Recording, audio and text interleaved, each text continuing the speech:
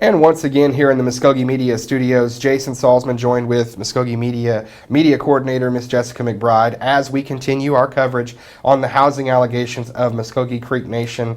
We promised that we would continue this coverage, so here we are. You've seen part 1, part 2, and this is part 3 as we update you on where we're at now in our coverage.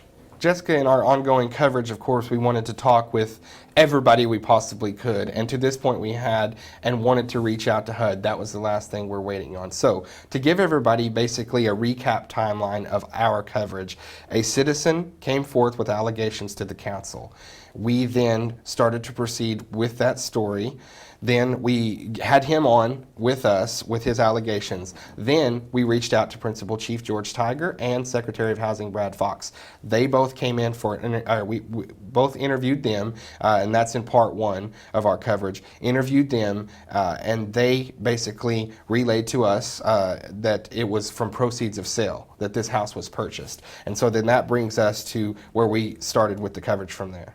Right, after we posted that coverage, a protected source contacted us and let us know that a document existed and we could get it. It's public information. Mm-hmm. So we retrieved that document from the Hughes County Clerk's office.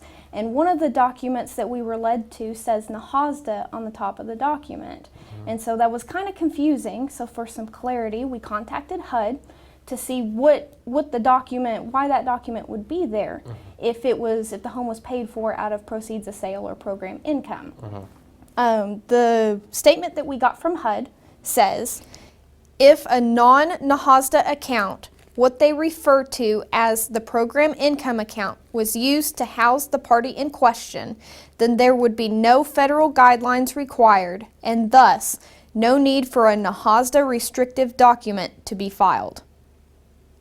That came from Patricia Campbell over at the HUD office. Mm-hmm. And that's what we had basically been waiting on from HUD mm-hmm. to contact us with their stance. Again, Muscogee Media, we wanted to get every single piece of this before we continued with our coverage. And want to thank HUD for reaching back out to us and getting back with us and providing us with a statement so that we then could continue with our coverage here on Muscogee Media, our YouTube channel, our page, to keep the citizens involved, informed of our ongoing coverage. Our coverage will continue. Stay up to date with the YouTube channel on all of the further developments and everything on our social media sites, as well as Native News Today, the Muscogee Nation newspaper, and of course Muscogee Radio. So keep it right here for all things Muscogee Creek going on with Muscogee Media, our YouTube channel here, and we will keep you advised as things continue to develop in this story.